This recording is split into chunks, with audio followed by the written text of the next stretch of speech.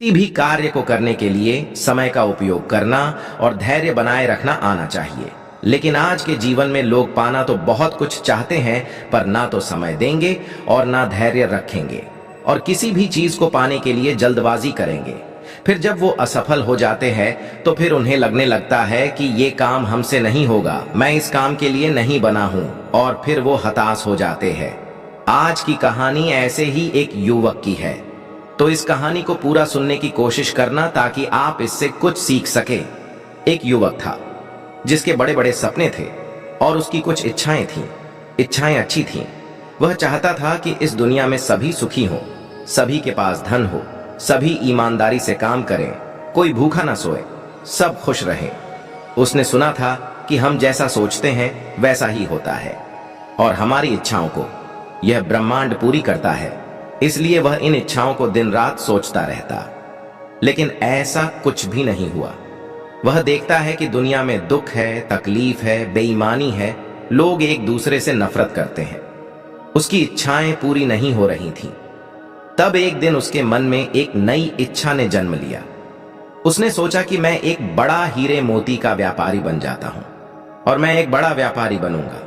वह दिन रात इस इच्छा को लिए हुए इस बारे में सोचता रहा। वह सोचता कि कहीं से मुझे हीरे मोती पड़े मिल जाएंगे और मैं उनसे एक बड़ा व्यापार शुरू करूंगा। फिर सोचता कि कहीं से कोई एक सेठ आएगा और मुझे कुछ हीरे मोती देकर जाएगा और वह मेरे व्यापार में सहायता भी करेगा। मैं एक बड़ा व्यापारी बन जाऊंगा और वह सेठ अपनी लड़की से मेरा विवाह करा देगा। तब मेरे जीवन में खुशियां ही खुशियां होंगी। ऐसी ही काल्पनिक सोच वह दिन रात बनाता रहता, लेकिन होता कुछ नहीं। जब उस युवक के पिता को यह पता चला कि उसका बेटा एक हीरे मोती का व्यापारी बनना चाहता है, तो उसे बड़ी खुशी हुई। उस पिता ने अपनी कुछ संपत्ति बेचकर उस बेटे को 3 हीरे और मोती दे दिए और बोला, बेटा, मैं जानता हूं कि तुम हीरे मोती के व्यापारी बनना चाहते हो। मैं तुम्हारे लिए बहुत खुश हूं।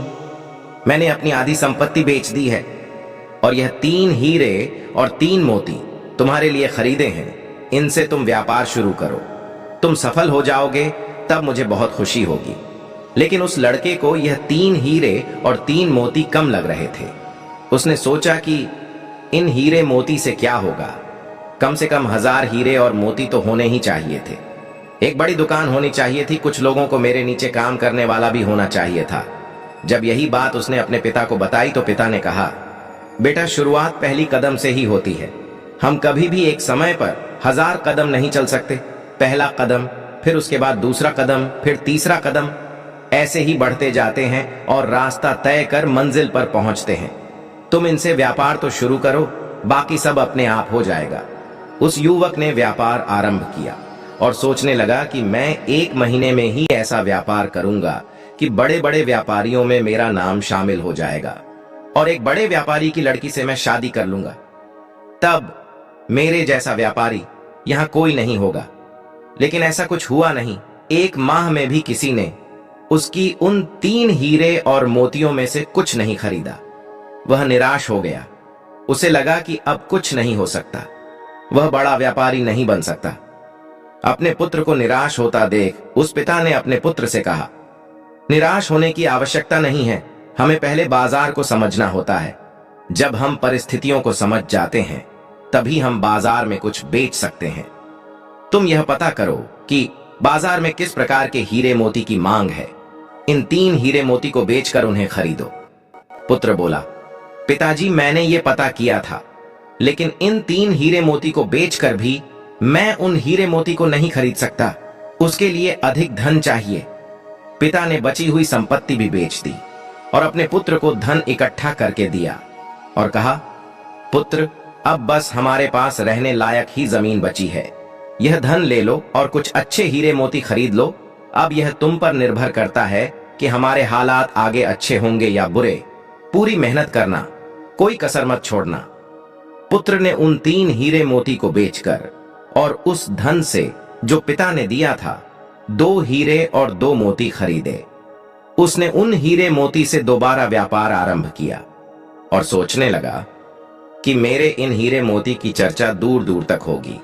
और राजा खुद मेरे हीरे मोती खरीदने आएंगे और होनहार, तेज और बुद्धि वाला लड़का देखकर अपनी लड़की की शादी मुझसे तय कर देंगे। लेकिन 1 माह बीत गया और उसके पास कोई नहीं आया। किसी ने उसके हीरे मोती में दिलचस्पी नहीं दिखाई। वह फिर से गहरी निराशा में चला गया। वह अपने पिता के पास वापस आया और उसने कहा, पिताजी, मैं व्यापारी बनने लायक नहीं हूं, आप यह दोनों हीरे रख लीजिए। पिता ने कहा, कोई बात नहीं, ये दोनों हीरे तुम ही अपने पास रखो और फिर से कोशिश करो।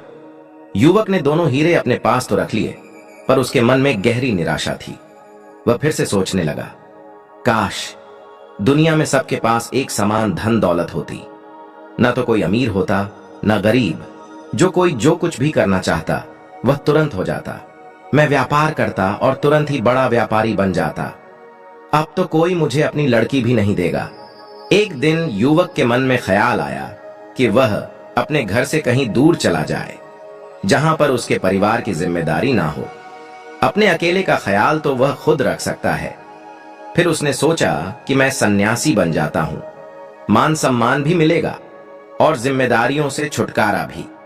यही सोचकर एक रात अपने घर से वह उन 2 हीरे मोती में से एक हीरा और एक मोती लेकर चला गया। जाते समय वो मन ही मन सोच रहा था कि वह बाहर जाकर मर्जी की जिंदगी जिएगा। न किसी की रोक टोक होगी और न ही किसी को जवाब देना होगा और न ही किसी की जिम्मेदारी होगी। जीवन को पूरी मस्ती में जिएगा। घर से जाते ही उसने वह एक हीरा और मोती बेच दिया और 6 महीने तक आराम से जिंदगी को काटा। अब उसके पास धन समाप्त हो गया था। उसके पास खाने के लिए भी पैसे नहीं थे और भूख किसी से बर्दाश्त नहीं होती।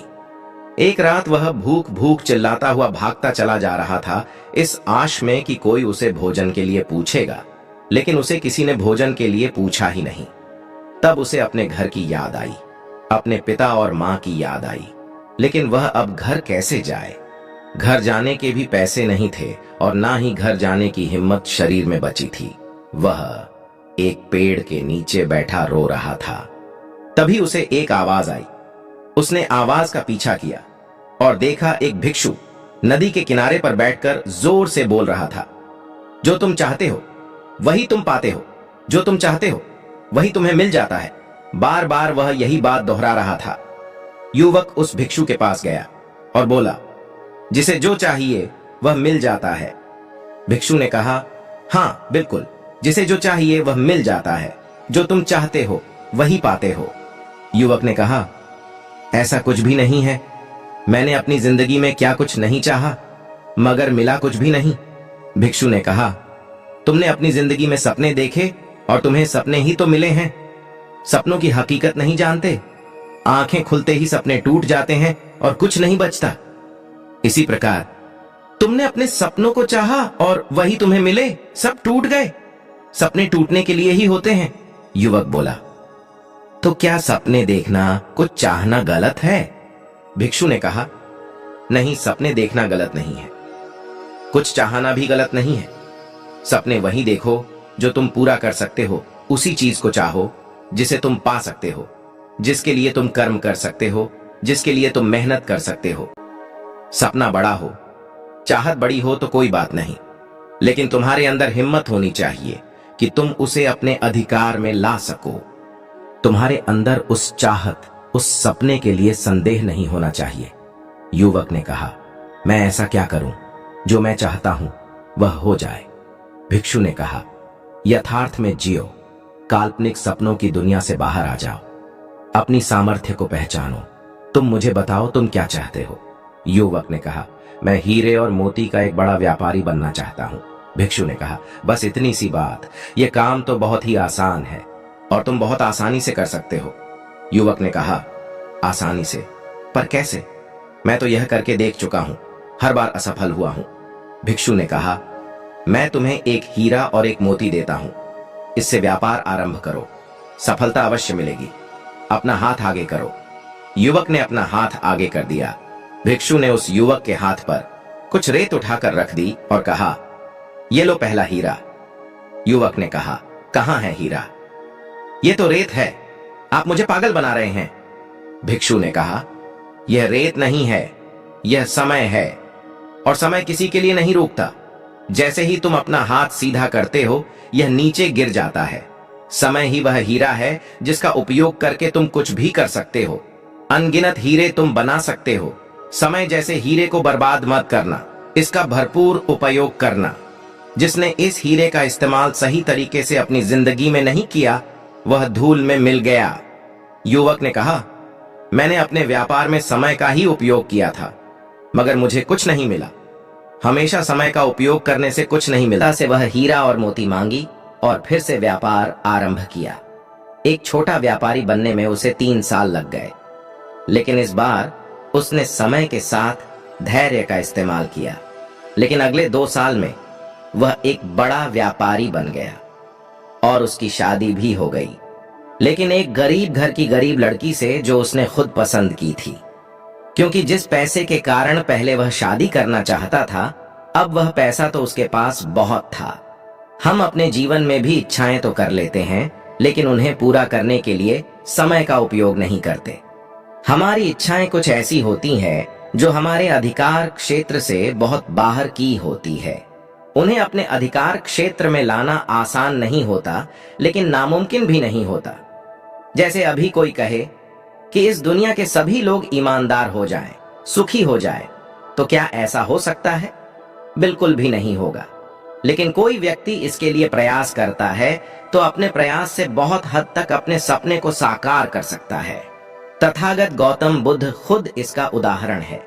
पूरी दुनिया सुख से रहे, यही उनका प्रयास था, और जो भी उनकी शरण में आया उसके दुख हमेशा के लिए समाप्त हो गए। इस दुनिया के बहुत बड़े हिस्से पर उनका प्रभाव है, और वह इसीलिए है क्योंकि उन्होंने अपने समय का भरपूर उपयोग किया और हमेशा धैर्य बनाए रखा। लेकिन हम तो कुछ सोचते हैं, उसके लिए प्रयास करते हैं, फिर हमें लगता है कि यह हमसे नहीं होने वाला और तुरंत ही उसे छोड़ देते हैं। फिर हमें लगता है कि हम अपने जीवन में कुछ नहीं कर सकते। लेकिन ऐसा नहीं है। जो आप चाहते हैं वह आपको अवश्य मिलता है। बस आप अपने ऊपर भरोसा रखें, उस कार्य को समय दें और धैर्य बनाए रखें। उम्मीद करता हूं आप लोगों को ये कहानी अच्छी लगी होगी और आप इस कहानी से कुछ सीख पाए होंगे।